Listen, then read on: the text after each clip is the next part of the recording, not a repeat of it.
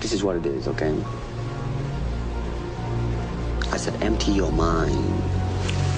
Be formless, shapeless, like water.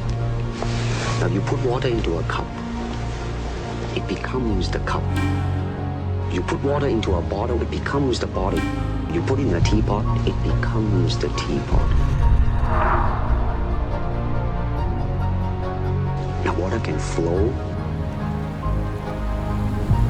or it can crash.